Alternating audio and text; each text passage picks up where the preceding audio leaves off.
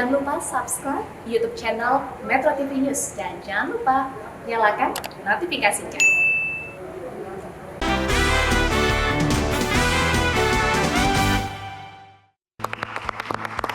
Hai, apa kabar pemirsa? Berjumpa lagi bersama saya, Ronald, Tike, dan juga kakak andalan. Selamat datang, kita akan memperbincangkan keuangan di akhir pekan di Duit. Ini senang sekali sekarang ya, maksudnya Jakarta atau mungkin beberapa daerah di Indonesia sekarang udah balik lagi ke belum sampai ke normal sih, masih normal. Walaupun nih sekarang udah diperlonggar lagi yang namanya PSBB, cuman kita masih tetap harus menjaga protokol kesehatan dan keselamatan, tetap itu. Bukan hanya 3M ya pemirsa, tapi 4M. Jadi memakai masker, mencuci tangan, menjaga jarak, dan menghindari kerumunan. Nah itu dia. Tambahan lagi nih buat yang menghindari kerumunan, masih ada aja gitu di Instastory itu yang kumpul-kumpul rame-rame tapi tidak menjaga protokol kesehatan. Iya betul. Tolong kalau memang mau berkumpul, jagalah protokol kesehatan dengan baik. Setuju. Iya, lagian daripada nongkrong-nongkrong, mendingan kita tetap di rumah tapi tetap punya satu kegiatan yang memang bermanfaat gitu. Kan sekarang banyak banget nih hal-hal atau kegiatan-kegiatan yang sering dilakukan di rumah, misalnya sekarang tuh lagi seneng bercocok tanam orang-orang kan. Sekarang jadi hobi yang mendadak ngetren dan harganya kan jadi lumayan ya. Iya, sekarang. kakak andalan mungkin tahu nih ada apa lagi sih sebenarnya sih yang lagi happening sekarang ini. Cupang. Nah, betul. Cupang. Ternak ikan cupang. Beta fish. Iya benar. Orang juga sekarang sering berolahraga kan ya kakak andalan ya gitu. Betul. Jadi ada yang memilih lari atau sepeda. Tapi ingat nih buat yang lari sama sepeda tetap gak usah berkerumun ya. Biasanya habis sepedahan ngumpul-ngumpul lagi gitu kan. Makanya seperti saya pemirsa, saya senang sepedaan tapi nggak pernah rame-rame, selalu sendirian. Iya nggak ada temennya sih kalau kamu gitu ya. Oh protokol. Protokol Tadi kesehatan. gemar berolahraga, ya bercocok tanam. Ada juga ini Teh Tike yang ternyata semasa pandemi ini transaksi online meningkat. Ya betul. Oh iya, karena teman saya, pemirsa, dia ini usaha online malah luar biasa meningkat. Jadi memang penjualan online, bisnis online itu memang sekarang jadi luar biasa sekali. Dan dia bilang belum pernah merasakan rezeki sebanyak ini bahkan di saat sebelum pandemi katanya. Ya berkah di tengah musibah itu mungkin ya. Betul. Tapi memang jadi trennya berubah sekarang ini. Orang jadi lebih senangnya jualan online karena itu memang lebih laku sekarang ini gitu. Tapi hati-hati pemirsa ya. Membicarakan mengenai pandemi ada dua kesehatan yang harus kita jaga. Iya betul. Yang pertama kesehatan ekonomi. Iya. Kesehatan dompet harus terjaga. Yang tentu saja yang keduanya adalah kesehatan fisik kita ya. Tapi karena acara duit ini adalah acara literasi keuangan, mari kita bicarakan mengenai proteksi keuangan kita saja. Betul. Iya, makanya hari ini kita kan nggak akan ngobrol cuma bertiga, tapi kita akan mengundang juga ini guru kita. Iya. Jadi kalau misalnya soal keuangan ini juga salah satu yang sering kita ajak ngobrol ya. Kita akan tersambung langsung dengan Pak Jeffrey Key, Chief Agency Officer Manulife Indonesia. Apa kabar Pak Halo Jeffrey? Mbak Rona, Mas Ronald, Harun, Mbak Tika, kakak Hai andalan. Pak Jeff. Halo Pak Jeff. Pak Jeffrey, kayaknya kan Pak Jeffrey ini lagi kembali ke daerahnya. Tapi kayaknya tetap produktif nih Pak. Apa nih yang bisa dilakukan walaupun ada di rumah tapi tetap produktif nih buat Pak Jeffrey? Iya, memang awal-awalnya kita semua bingung. Saya pikir mungkin semua kita merasakan ya. Dulu kita rasanya pagi harus ke kantor, harus beraktivitas, tiba-tiba harus di rumah terus. Awal-awalnya bingung nih, apa nih yang harus kita lakukan? Tetapi dengan berjalannya waktu, dan juga ini mungkin tuntutan pekerjaan, dan memang kita tidak bisa berdiam diri saja seperti begini terus. Mau sampai kapan? Waktu awal kita berpikir pandemi ini sebentar, ternyata hitung-hitung udah 7 bulan. Iya betul. Iya, betul. Dengan begitu kita melakukan perubahan-perubahan, ya mau nggak mau, suka nggak suka, orang bilang the life must go on. Nah kita lakukan perubahan-perubahan, yang penting itu mindset kita. Mindset kita itu seperti apa? Nah kita mau melakukan perubahan, kita terima kondisi ini, kita ubah yang bisa kita lakukan sehingga kita bisa tetap produktif dalam kondisi yang memang tidak kondusif seperti sekarang ini. Ya ini berbicara mengenai produktif, kalau misalnya ngomongin produktif, alhamdulillah pandemi saya malah punya usaha baru. Iya betul. Kakak andalan malah punya channel YouTube baru. Betul. Itu yang ide-idenya malah muncul ketika dipaksa tetap produktif di saat pandemi. Iya. Itu loh Pak Jeff. Betul, setuju saya. Ya memang Memang sama ketika dulunya kita harus physically semua ya. Seperti saya sering harus mengunjungi satu kota ke kota lain, sekarang kan nggak bisa. Jadi harus kreatif. Bagaimana caranya orang-orang, teman-teman di daerah-daerah tersebut bisa tetap terkunjungi, ya sekarang melakukan dengan virtual. Dulu rasanya aneh ngomong sendiri di depan HP, Betul, Pak. di depan laptop, sekarang udah biasa-biasa aja. Iya. Kita biasa suka Harry sih, heboh sendiri ya kalau misalnya lagi Iya. lagi nge-MC juga ya Nal ya. Sekarang kan banyak yang secara Zoom aja atau virtual aja. Nah, tapi karena keseringan di rumah nih Pak Jeff, mungkin Pak Jeff masih tetap jaga kesehatan nggak? Aktivitas fisiknya apa nih, Pak? Betul. Wah, itu harus kondisi biasa-biasa saja kita harus jaga kesehatan, apalagi sekarang. Tetapi ini bersyukurnya ya, bukan berarti kita bersyukur ada pandemi loh, bukan. Tapi bersyukurnya saya melihat hal-hal positif yang terjadi dalam kondisi sekarang ini kan waktu kita lebih banyak di rumah. Iya. Jadi kita tidak habis banyak waktu untuk di perjalanan. Nah, waktu itu bisa saya gunakan untuk berolahraga. Sekarang tiap pagi saya menyempatkan waktu untuk bisa berjalan kaki, pagi hari udara segar selama lebih kurang 1 jam. Iya. Dan makan pun lebih teratur karena di rumah terus kan kita waktunya makan tepat waktu. Jadi ada hal-hal positif yang kita dapatkan, dan juga kita punya lebih banyak waktu dengan keluarga. Ini hal positif, secara fisik kita lebih sehat, secara pikiran kita lebih tenang, dan juga tetap bisa melakukan aktivitas-aktivitas yang produktif tadi, Mbak Tika. Betul. Jadi memang sekarang yang lebih penting lagi selain tadi kesehatan fisik, kesehatan keuangan, kesehatan mental juga harus dimiliki oleh kita. Yaitu dengan apa? Selalu berpikir positif di antara hal-hal yang buruk yang terjadi sekarang ini, ternyata masih ada positifnya juga. Ya, gitu. kekandalan olahraganya apa? Sepak takraw kan ya? Sepak takraw. Tampak agak Main sendiri. Itu ya. Olahraga juga kan? Olahraga jalan pagi. Jalan Oke, pagi. jalan paginya sore biasanya kan ya? Enggak, jalan pagi. Oh tetap pagi-pagi. Jalan pagi pasti sendiri, karena kalau jalan sore sama Denny Malik. Jalan sore. Ini pemirsa, mungkin banyak di antara Anda yang merasakan bahwa pandemi ini memang luar biasa menghantam. Ada di antara kita yang kehilangan pekerjaan. Tapi jika kita ingin menjadi orang yang bertahan, kita harus bisa berpikir bahwa sebetulnya ada peluang di saat pandemi. Ya. Ya, bahwa ada pekerjaan-pekerjaan yang bisa kita lakukan untuk menghindari sakit ekonomi, Iya, gitu kan ya, dalam tanda kutip. Iya. Kehilangan pekerjaan nggak ada pemasukan dong. Betul. Makanya hari ini kita akan ngobrol mengenai apa sih peluang-peluang kita di saat lagi pandemi ini. Makanya jangan kemana-mana, tetap di Do it! Belajar terus. Iya. Karena ilmu ini, bisnis ini berkembang terus.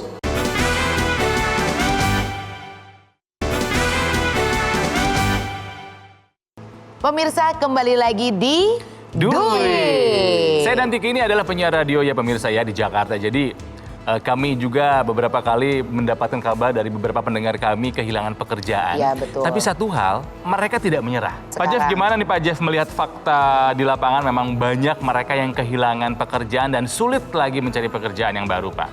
Yang paling penting sekarang ini kita harus tetap positif dan tetap semangat. Kalau kita kehilangan pekerjaan atau kita dicutikan tanpa waktu yang ditentukan, kita harus mencari pekerjaan atau alternatif sumber income. Tetapi menjaga sumber income itu tidak berarti harus mencari pekerjaan saja. Kalau memang kondisi sangat tidak kondusif, tidak ada salahnya justru kita menciptakan pekerjaan. Dan ya tadi dikatakan mungkin kita berwirausaha dan tidak hanya sumber income bagi kita, tapi kita juga bisa berbuat baik menyediakan lapangan kerja untuk orang lain. Nah, betul. Ini kan jauh lebih positif. Jadi tidak hanya terkukung untuk mencari pekerjaan. Dan di Indonesia ini sebenarnya tadi dikatakan banyak sekali peluang-peluang pekerjaan yang bisa kita dapatkan, yang bisa kita ciptakan. Ini tentunya jauh berbeda dengan negara maju. Dengan negara berkembang ini banyak hal yang bisa kita lakukan. Masih banyak dan harus positif dan tetap semangat. Iya. Tadi mungkin sempat disinggung ya bahwa sekarang banyak orang yang lebih kreatif gitu. Jadi punya UMKM, bisa masak dan lain-lain sebagainya. Nah kalau sampai kita nggak punya skill itu tuh, kita nggak punya kemampuan untuk masak, untuk apa? Apakah ada solusi pekerjaan yang mungkin kita bisa lakukan atau mungkin hampir semua orang bisa melakukannya nih Pak Jeff? Nah ini menariknya ya, kebetulan di Manulife Indonesia kita memang terus membuka kesempatan untuk mengajak orang-orang bergabung, dan karena kita punya jalur distribusi yang berbeda, ada beberapa jalur distribusi, salah satunya adalah penjualan melalui agensi. Nah, agensi ini terus membuka peluang kepada orang-orang yang ingin melakoni bisnis ini, dan kita akan bekali dengan pendidikan, dengan pelatihan, sehingga mereka itu bisa dan sanggup untuk melakukan pekerjaan ini. Dan ini tidak bekerja, ini benar-benar seperti berwirausaha dan mengembangkan tim pada saatnya nanti seperti halnya mengembangkan bisnis sendiri. Oke, ini jadi menjadi seorang agent yang terbayang bukan agent rahasia kayak James Bond, bukan. Tapi yang ini keahliannya mirip-mirip sama James Bond. Karena dia ini bukan hanya agent biasa, tapi agent of the Year 2019 Manulife Indonesia. Wah, ini memang mesti ngobrol sama orang yang satu ini ya Pak Jeff ya, karena ini adalah contoh sukses dari seorang agent Manulife. Boleh diperkenalkan Pak Jeff, siapa namanya? Iya, ini orang luar biasa ya. Dari tahun lalu, di tahun 2019, sepanjang tahun 2019, dari lebih kurang 7.500-an agen di Manulife Indonesia, beliau adalah top agennya. Jadi beliau adalah Joachim Heng dari Medan. Kita Medan. Joachim Heng ya. Nah, ya Pak Joachim Heng ini terkenal dengan panggilan sayangnya Pak Aheng. Pak Aheng. Pak Aheng. Waduh, Pak Aheng, apa kabar Pak Aheng Medan? Baik. Pak Aheng, dulu apa yang membuat Bapak tergugah ingin menjadi agen asuransi di Manulife ini, Pak? Sebetulnya awalnya itu saya merasa tertantang untuk kerjaan ini. Karena tugas kita itu istilahnya menyadarkan orang untuk beli asuransi, ya proteksi untuk keluarga mereka. Iya. Dan awal mulanya terus terang saya tuh bisa masuk tuh karena saya melihat kebetulan abang ipar saya dia gabung duluan dan dia bisa sukses di bidang ini. Jadi saya pikir-pikir kalau dia bisa, kenapa saya tidak bisa gitu kan. Jadi sangat ya saya yakin dengan diri saya gitu. Makanya saya coba ya ternyata bisa berhasil, bahkan sampai saya bekerja sampai 26 tahun. Luar biasa Pak Aheng nih ya. Luar biasa. Tapi kalau untuk menjadi agen itu ada pendidikan khusus nggak sih Bapak mengambil pendidikan khusus atau belajar gimana Pak? Memang kerja di agen asuransi itu kita tuh belajar terus ya Pak ya. Jadi tiap kita begitu masuk pun dulunya kita mesti training 7 hari. Jadi agent tuh dulu nggak gampang. Setiap bulan bahkan kadang-kadang setiap tahun pasti ada 2-3 kali mengikuti training. Karena kita jualan juga mesti benar-benar kita mengerti produknya. Jadi kita bukan asal sajikan produk ke orang-orang demi kepentingan kita, tapi kita jualan tuh berdasarkan kebutuhan nasabah gitu. Jadi apa yang mereka butuhkan kita sajikan itu. Iya. Ini saya baru dengar Pak Aheng ngomong gitu aja, saya udah pengen jadi kliennya Pak Aheng loh. Karena bisa meyakinkannya gitu kan ya. Keren. Apa yang dibutuhin sama klien, saya bisa menyiapkannya. Gila Pak Aheng. Bener. Tapi Pak Jeff, memang persyaratan apa sih yang dicari dari seorang agent itu, agent asuransi? Kalau untuk pendidikan, memang secara khusus tidak ada persyaratannya Mbak Tika. Yang paling penting ketika kita mau menjadi agen asuransi itulah komitmen kita. Komitmen kita untuk membantu orang lain. Komitmen kita untuk setia menjalankan profesi ini. Dan komitmen kita yang seperti Pak Aheng katakan tadi, belajar terus. Karena ilmu ini, bisnis ini berkembang terus. Hati kita paling dalam ingin menolong orang lain, maka ini adalah profesi yang sangat cocok. Saya selalu katakan kalimat yang sangat bagus untuk profesi ini. Profesi ini adalah profesi di mana kita bisa membantu orang lain mencapai impian dan aspirasi mereka, dan kita sendiri pun bisa mencapai impian dan aspirasi kita. Iya. Nah ini mumpung lagi ngobrol dengan Top Agent of the Year 2019, Pak Aheng, kasih tipsnya dong bagaimana supaya kita ini bisa menjadi seorang agen asuransi yang handal seperti Bapak gitu. Nah sebetulnya kalau kita itu mau menjadi agen yang handal ya, kita itu yang penting mesti ada jiwa penolong. Jadi semua berawal dari kita itu mau menolong orang, walaupun mungkin kadang ya tidak ada hasilnya, juga kita tetap bantu mereka. Jadi dan satu lagi dengan ketulusan hati kita dalam menjual. Jadi sehingga sebenarnya asuransi, orang mau beli asuransi itu karena ada tingkat kepercayaan kepada kita gitu. Kalau masalah premi besar kecil ya itu nanti ya kita tinggal setel aja, dan juga nasabah itu dia merasa oh saya sanggup dengan kondisi begini kan, mungkin ya nggak seberapa bagi nasabah itu. Yang penting dia yakin sama kita gitu. Jadi kalau tanpa keyakinan, maaf cakap produk kita gratis pun belum tentu orang mau beli. Ya, Betul sekali. betul. Nah ini sebetulnya hari ini nggak cuman buat para calon agent aja nih ya, tapi buat para agent-agent yang selama ini juga sudah berkecimpung di asuransi, ini adalah salah satu ilmu yang bisa diambil dari Pak Aheng ya, Top Agent 2019 ini ya. Keren. Jadi makanya kalau misalnya penasaran, apalagi yang harus kita lakukan agar kita tetap bisa survive di masa pandemi ini, jangan kemana-mana, tetap di Do it! Bagaimana nih kita mau cari pekerjaan susah? Kita perlu sumber penghasilan. Tetapi kita juga tidak punya modal untuk melakukan atau membuka sebuah usaha. Nah, saya di Manulife, kita membuka peluang.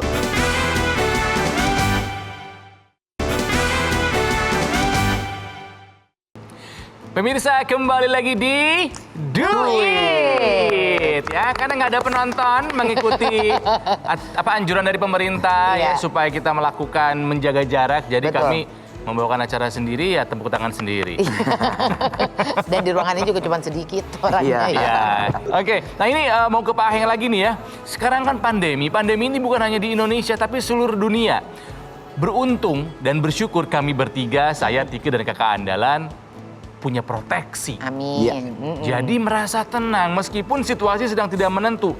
Nah masalahnya, ya di luar sana, di lapangan masih banyak yang belum tersadarkan pentingnya memiliki proteksi, Pak Aheng. Gimana tuh? Justru ya tugas kita tuh sebagai agent menyadarkan ya, karena terus terang orang bisa membeli asuransi itu karena kita menjelaskan. Jadi sebagian besar nasabah mungkin orang-orang di luaran masih belum sadar akan pentingnya asuransi. Jadi tugas kita itu ya menjelaskan ya, apalagi di saat pandemi begini, asuransi itu sangat dibutuhkan ya. Mungkin juga untuk asuransi kesehatan ataupun asuransi kematian ya, itu sangat dibutuhkan sebetulnya. Jadi tugas kita lah sebetulnya yang harus menjelaskan. Karena proteksi itu tidak pandemi aja penting, Apalagi terlebih-lebih pas saat pandemi begitu. jauh lebih penting. Masa nggak punya, pemirsa? Iya. Tapi kalau kakak andalan mau tanya sama Pak Jeff nih, ada opsi pekerjaan lain nggak gitu yang untuk teman-teman yang tidak punya Pengalaman modal belum ini, ada, gitu. belum banyak lah ya, modal juga nggak banyak. Modal gitu juga ya. tidak ada gitu. Nah, ini menarik sekali kakak andalan, bahwa tadi saya kan singgung di awal bahwa kita tidak hanya melulu mencari sumber penghasilan itu dengan mencari pekerjaan. Kita juga bisa dengan berwirausaha. Dengan berwirausaha kita menciptakan pekerjaan dan juga kita bisa buka lapangan kerja untuk orang lain. Ya. Anak-anak muda sekarang ini banyak yang kreatif-kreatif. Mereka pemikirannya cerdas dan mereka berpikir maju ke depan. Kita melihat banyak wirausaha muda yang tercipta dari Indonesia dan membuka lapangan kerja sangat besar. Tetapi saya setuju bahwa seringkali masalah modal menjadi salah satu penghalang ketika kita ingin berwirausaha.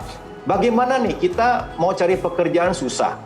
Kita perlu sumber penghasilan. Tetapi kita juga tidak punya modal untuk melakukan atau membuka sebuah usaha. Nah, saya di Manulife, kita membuka peluang untuk merekrut dan mengajak bergabung anak-anak muda untuk bersama-sama kita latih, kita berikan training supaya punya keahlian untuk bergabung menjadi financial planner di Manulife Indonesia. Ini sepenuhnya bukan karyawan, ini adalah partner di mana kita membangun bisnis kita, kita bisa mengembangkan bisnis kita dan bisnis itulah punya kita. Nanti tadi sempat disinggung sama Pak Aheng ya bahwa proteksi itu boleh proteksi kematian ya, jiwa ya, terus kesehatan. Sebetulnya kalau lagi masa begini Pak Jeff, yang harus kita punya itu proteksi apa dulu? Nah, ini menarik ya. Memang banyak sekali proteksi-proteksi yang ada saat ini disesuaikan dengan perkembangan dan juga kebutuhan masyarakat. Tetapi kalau kita bicara yang inti nih, yang paling utama untuk asuransi yang paling penting adalah asuransi jiwa, dan dalam kondisi yang tidak menentu di mana semua orang bisa terjangkit sakit tanpa kita duga, kita diam-diam saja bisa tiba-tiba sakit, alangkah baiknya kita punya asuransi jiwa dan juga kita lengkapi dengan asuransi kesehatan. Sehingga kalau kita perlu sakit, di mana biayanya sekarang tidak kecil, mana kita punya sumber income juga terbatas, maka kita punya proteksi yang bisa melindungi untuk membayarkan biaya-biaya kalau kita sakit.